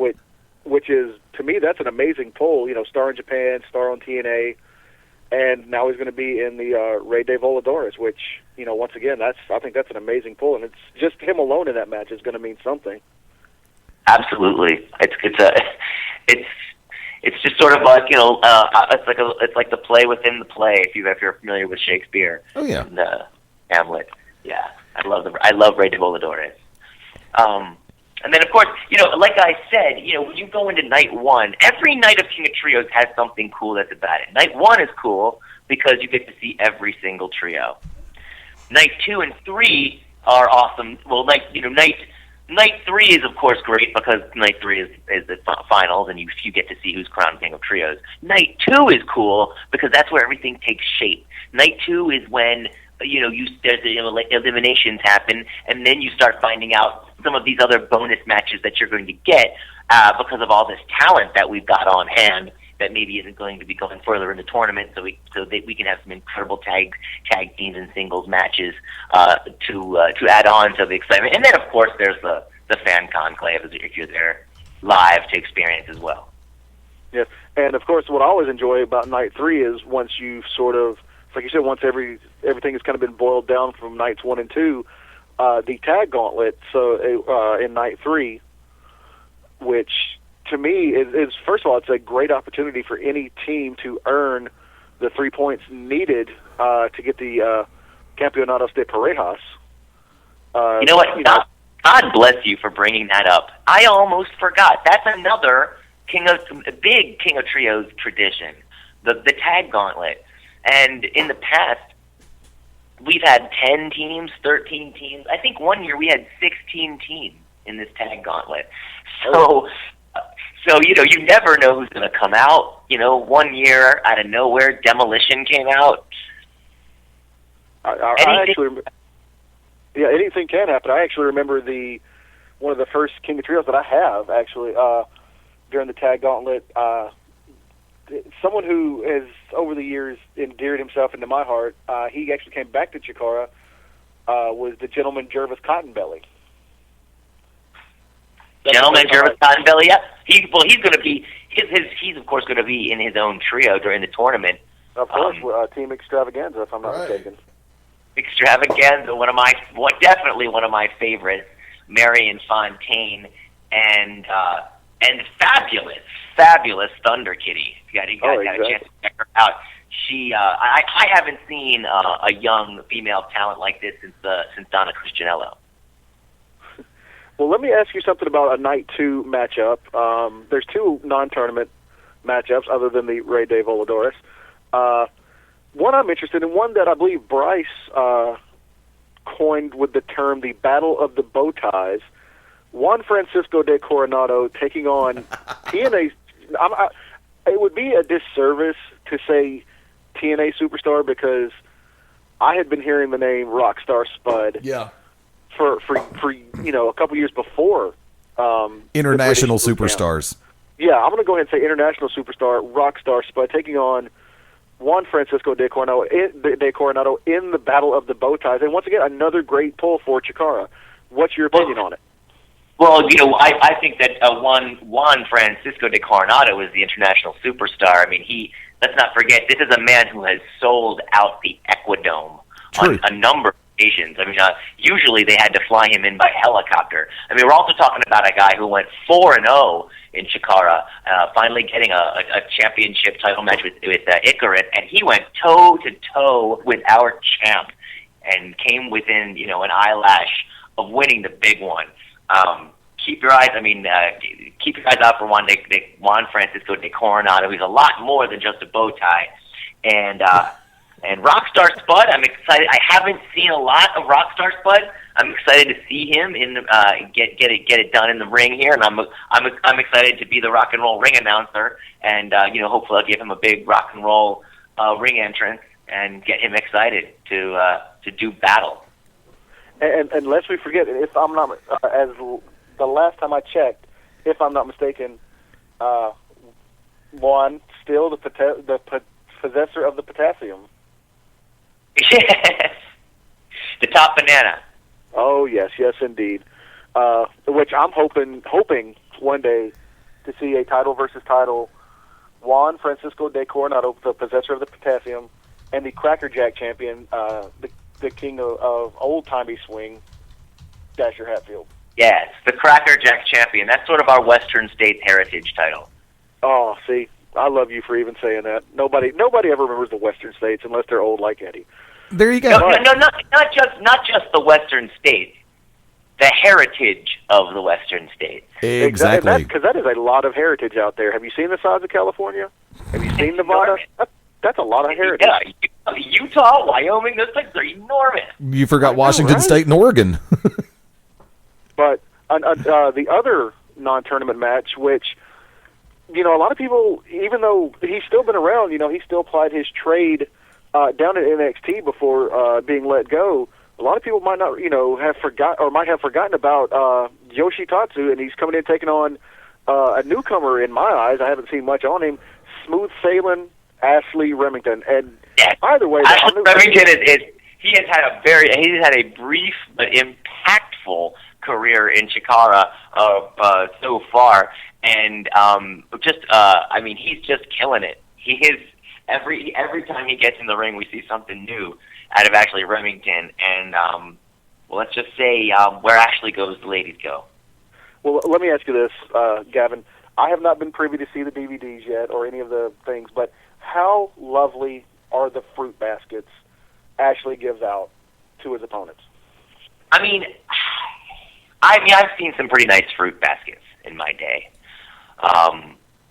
But the fruit baskets that Ashley Remington gives are, they're the size of Tyrion Lannister. They're filled with apples, bananas, mangoes, pomegranates. A box of Cracker Jacks is in there, and then deep nestled inside is one of those chocolate golden coins that has a handwritten note next to it. With all due respect, your friend Ashley Remington, keep on smooth sailing. He writes that by hand. Well, I heard that they actually rival some of these swag bags that are given out at such events as the Oscars, the Emmys, the Slammies. So, if we're talking he doesn't drop by the your local department store and grab one off the rack. I mean, we're talking about somebody made this basket. Somebody who hand wove this basket and then filled it with, fake grass and then loaded it with fruit and goodies and let me tell you something, it's not just the fruit basket, it's the fact that it's given to you by Ashley. When he gives you something, he's just one of those people that makes you feel special. You love to be around Ashley because Ashley loves to make you feel special. You know what? I have not had much experience, but just hearing the way you and other people speak of Ashley Remington, it warms the cockles of my heart. I have warm cockles right now. Can that get any more awkward? I don't know. We have warmed his cockles this evening. Do me a favor. How can people get it? Now, can you still get advance tickets for KOT? Yeah, I do think that there are some tickets available that are going very, very fast. I'm not sure that the Conclave is. I don't think tickets. I think that the Conclave possibly could be sold out. But if you're down there in Easton, come down for King of Trios. We're gonna try to make sure everybody has a good time. Because we did when we ran our initial comeback show in May, we sold out immediately, and we ended up having to open up and get a bigger room. So we do everything we can to accommodate the big fans that come out for our big shows, especially for King of Trios. So I would say get them now, and please let's all have this trio celebration together because it's been way too long, and I miss everybody. And I'm going to say right now, if you have not seen the promo video done in the Lego style, go watch it. Gavin, I don't know if you know who put that one in the opening for Podcast to Go, where they look sort of like these Slam City guys. I don't know whoever put that one, and I love the song too. The big one is back for King of Trios. Mm-hmm. Have you seen the opening? The opening for Podcast to Go? Yeah, that's the little Slam City looking guys. Yeah, with the Slam City guys, right.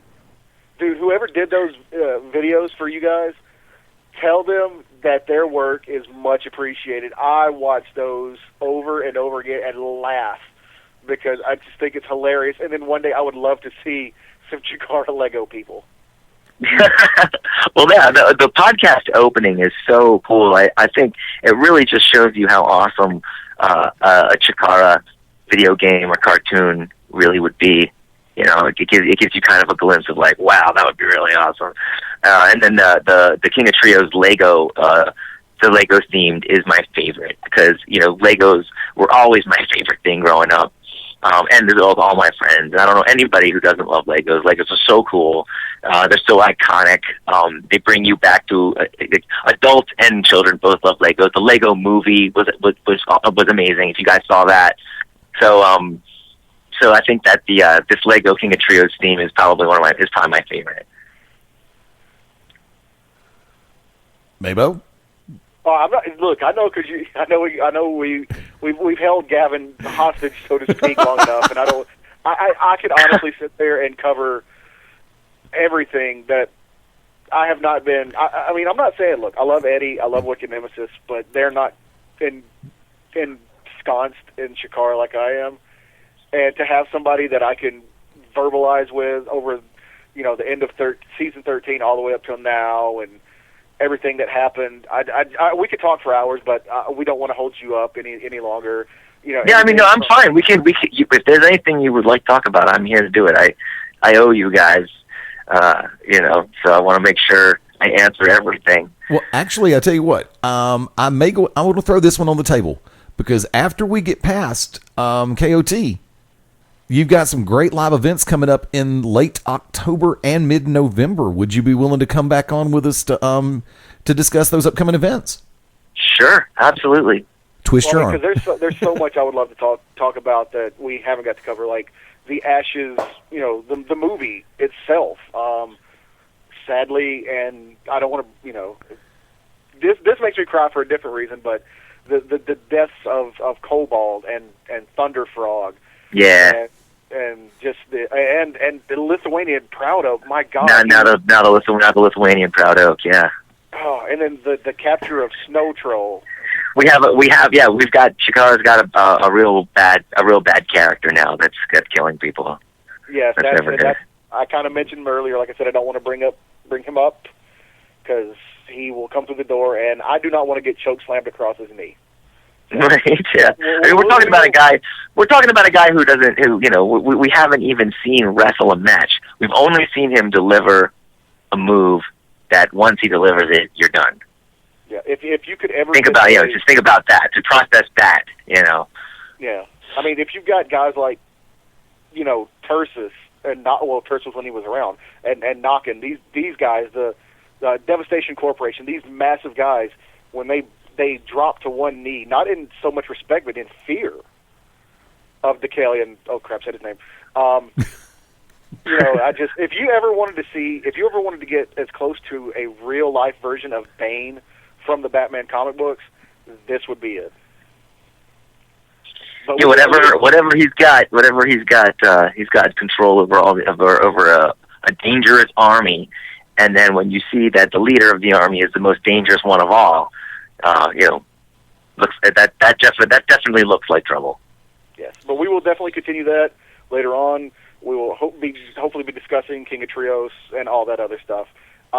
This is normally the part where I can't remember if Eddie has said anything, but Gavin, how can our listeners keep up with you and all your ongoings and doings and shenanigans and such?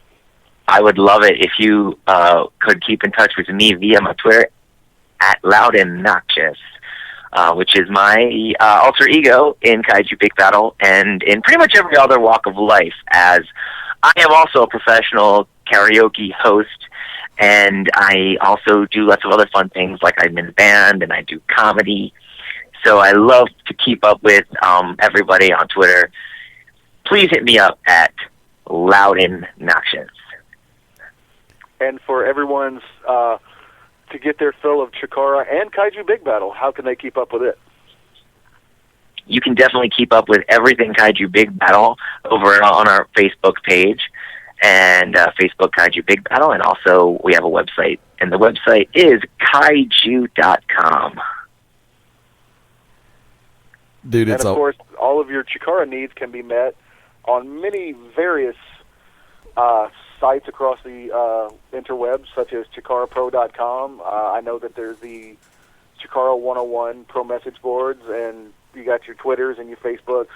And we have we also have a Chikara YouTube channel. Yes, that is right, the Chikara YouTube channel, which they can see your lovely face on. Where you can check me out every Monday night on the podcast at GoGo. There you go. Eddie? Dude, it's always a pleasure to have you on board. And like I said, I'm glad everything worked out to where we could get you back on this week. It's absolutely... Me too. To use the words always appreciated are an understatement. Legitimate. No. It's a lot of fun to talk with you guys. Oh. Thanks for having me, and let's do it again in a couple weeks. You got it. Ladies and gentlemen, our very special guest and great friend of the network, Loud and Noxious, Gavin Loudspeaker, the one, the only, has just once again gone beyond ringside. Hang with us. We're going to a quick one, and we'll be back. Hey, MaBo, just for you, here's the Sin Bodhi sweeper. This is the Warlord of Weird, Sin Bodhi, and when I'm not playing Go Fish with a two-headed midget or riding around cracking a whip at a donkey show, I will have you locked in beyond ringside. Sin Bodhi out. Hey, this is Stan Grubb for Wrestle Rage Radio right here on BeyondRingside.com. Join us every Sunday night, 9 p.m. Eastern Standard Time for myself and Smart Rage as we discuss the professional wrestling business from WWE, TNA, and all things in between. We'll have an interview here or there. We'll see what we can do to just keep you entertained. And along the way, we're going to have to bring up some emotion and make you think. That's what we like to do. So join us here on Sunday nights, 9 p.m. Eastern Standard Time, and we'll see you at Wrestle Rage. Hello, everybody. This is Dirty Dutch Mantell, and you're locked into Beyond Ringside. Hey, guys. This is Christy Ritchie, and you're locked into Beyond Ringside. Howdy, friends. This is the Magic City Motor Mouth, Fast Eddie Layne, with your invitation to join yours truly, along with Mark MaBo Bowman and the Oracle of Ominous, the Wicked Nemesis, every Sunday night, 6:30 p.m. Eastern, 3:30 p.m. Pacific for Beyond Ringside Live. Wrestling, mixed martial arts, sports talk, and a whole lot more. Keep your eyes open on BeyondRingside.com for all of upcoming show information, and of course, catch us on social media as well. Until then, we'll see you this Sunday, 6:30 Eastern for Beyond Ringside Live on the Beyond Ringside Radio Network. You have tuned in and are now live listening to the three-time NWA Heavyweight Champion of the World, Scrapper Adam Pierce. And just like you, I am also locked in. And, brother, we are beyond ringside.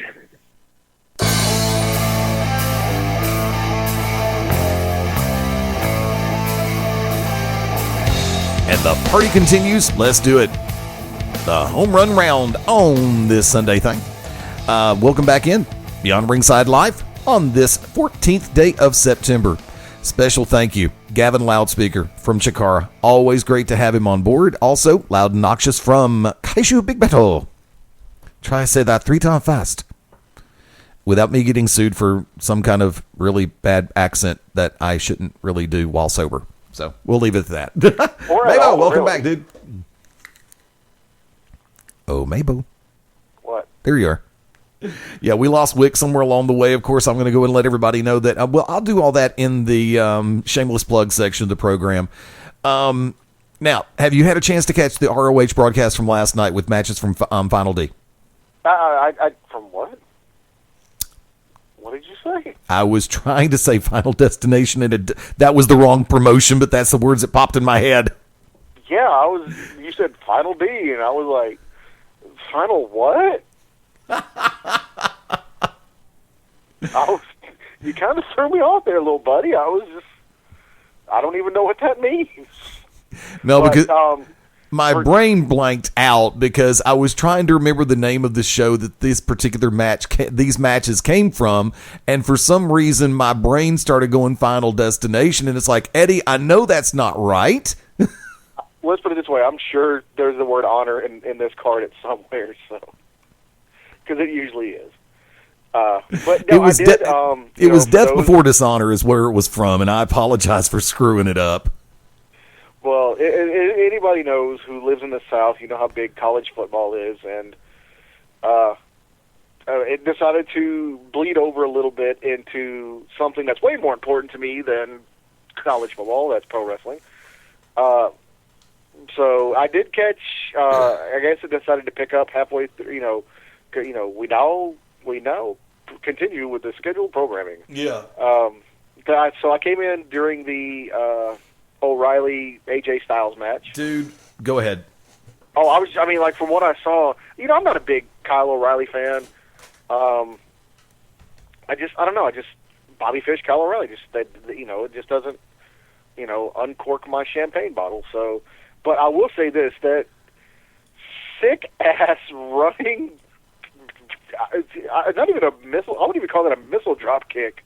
I would call that some kind of Street Fighter, Mortal Kombat Hadouken kick to the chest that he did to Styles in the corner, and not just the ring corner, the corner of the guardrail, right from the ring apron. That I was just like, you know what?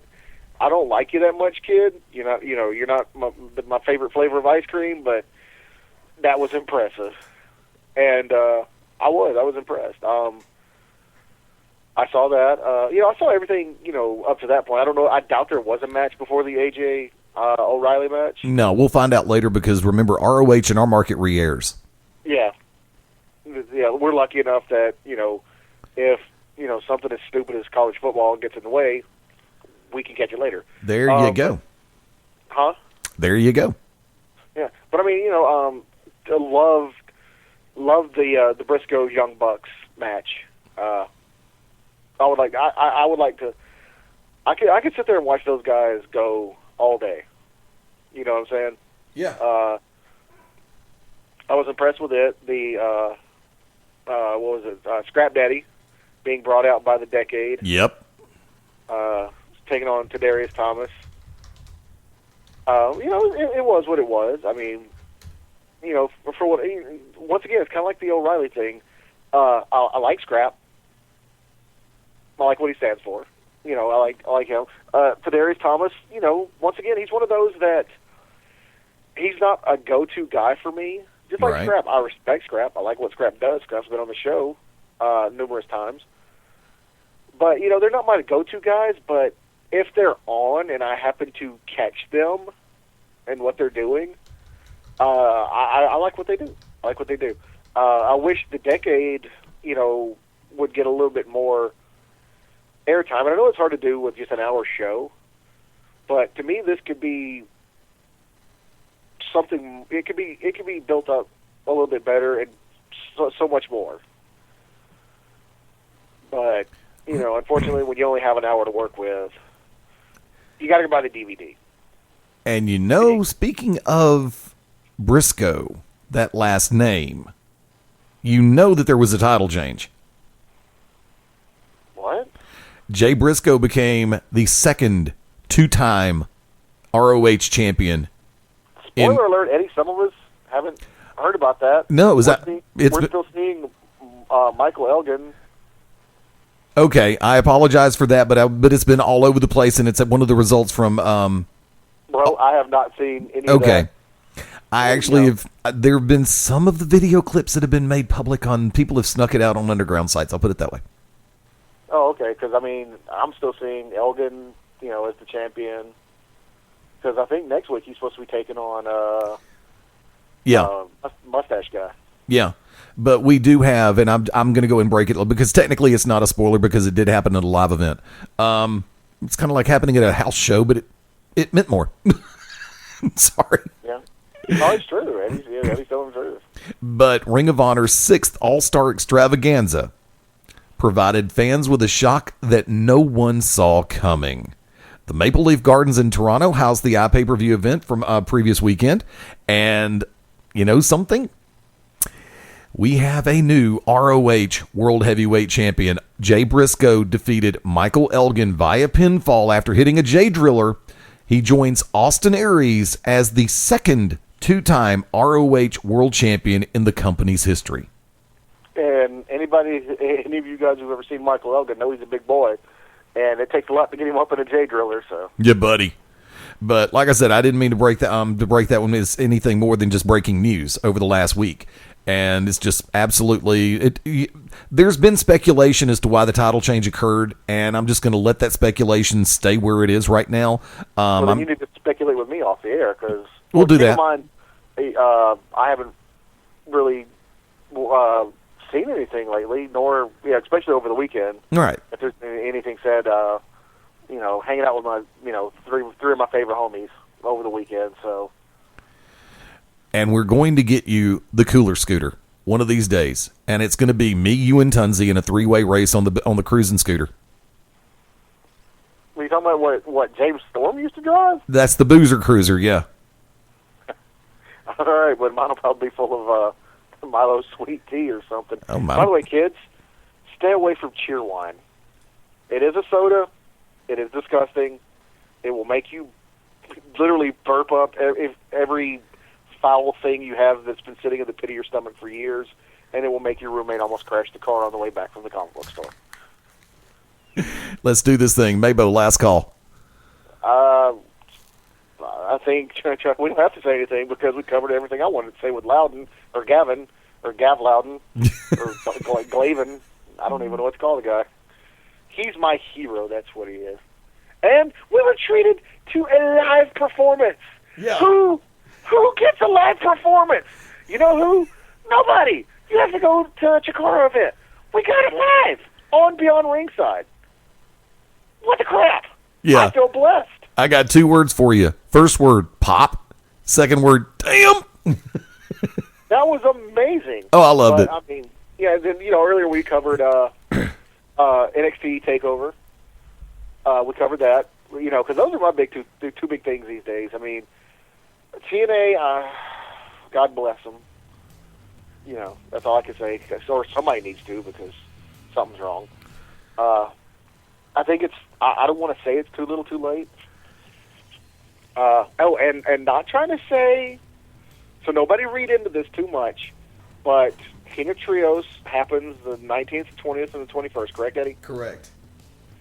In Easton, Pennsylvania, if I'm not mistaken, at the Funplex. It goes by its real name, but I think they refer to it as the Funplex. Not too far down the road, excuse me, there's that sneeze that turned into a burp. Not too far down the road, I think from what the locals tell me, 8 to 10 miles down the road from King of Trios this weekend, TNA is having an event at a casino. I think it might be their TV tapings.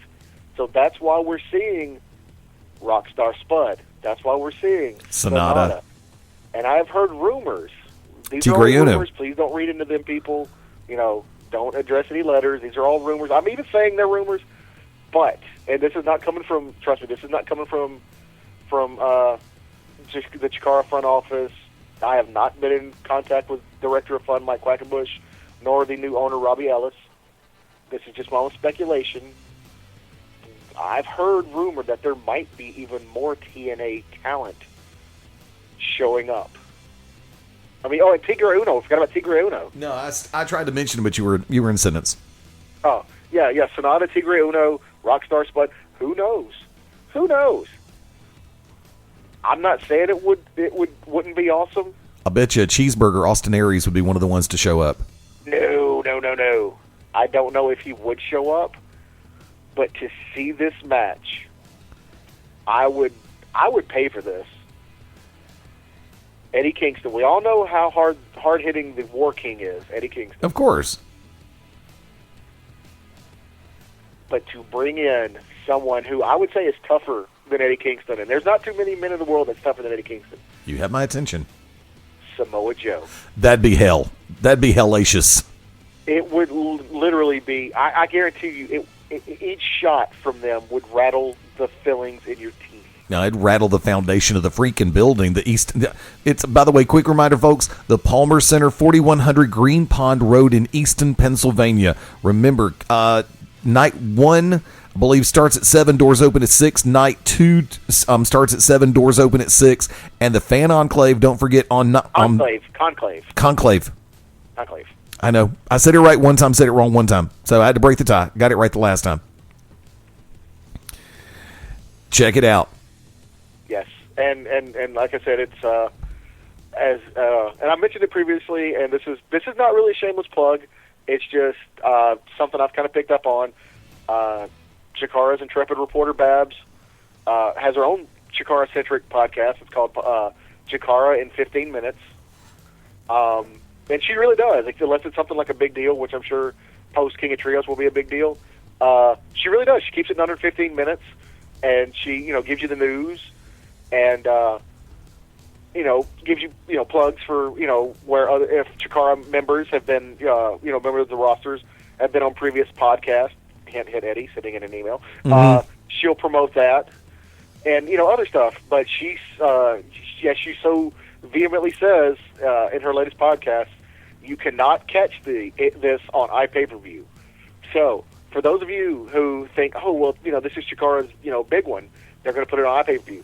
Chikara's not putting King of Trios on iPay-per-view. Nope. So if you want to catch it live, you got to get your butt down to Easton, or actually up over side, wherever you're coming from.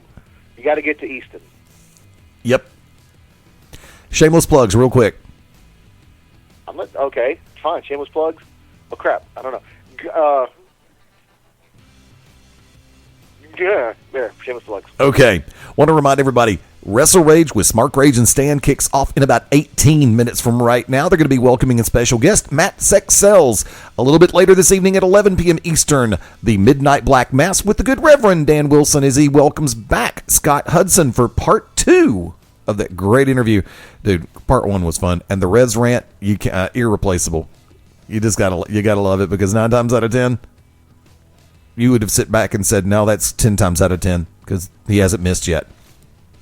Tuesday night, Back to Basics return, 9 p.m. Eastern, 8 p.m. Central. The To Be Determined show Wednesday night, 10 p.m. Eastern, 9 p.m. Central. And Cause and Effect present the Thursday night Radio Throwdown. Thursday nights, 8 p.m. Eastern, 7 p.m. Central. And, of course, the Beyond Ringside Saturday Showcase, Saturday mornings, 11 a.m. Eastern, 10 a.m. Central. Keep your eyes open on BeyondRingside.com, especially at Beyond Ringside on Twitter, Facebook.com/BeyondRingside Live. You can catch the BeyondCast podcast through Podomatic, through iTunes, through Spreaker, and through Stitcher. And more ways than that. Check out the media page at BeyondRingside.com. For me personally, at Fast Eddie Layne over on Twitter, and FastEddieLayne.com, at Wicked Nemesis, one word, run it together, over on Twitter. And you can catch Wicked Nemesis through his Facebook fan page as well, the Wicked Nemesis Enoch Tessarian. MaBo, do you want to throw your Twitter out there, or is that... No, I'm good. Okie dokie. Got to take it home for now. Until next time, for the Oracle of Ominous, the Wicked Nemesis. The God Support Your Local Independent Wrestling. Thank you all for listening. Tune into the To Be Determined show this Wednesday night. Have a good night. For Mark MaBo Bowman. Everything is awesome. I had this feeling you were about to break into a long-form David Bowie. Until next time, thanks again. What's his name? The guy who calls in every once in a while, the pop singer from the 80s? I figured you were going to try to copy David Bowie, who often calls into the show. Oh, no, that guy? Never heard of him. Oh, okay.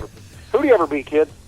Bing Crosby at White Christmas. Thank you again, Gavin Loudspeaker. Always a pleasure. Thank you for coming on, and thank you for being so generous with the time. Folks, Fast Eddie Layne saying until next time, join us right here as we all go beyond ringside. Bye for now.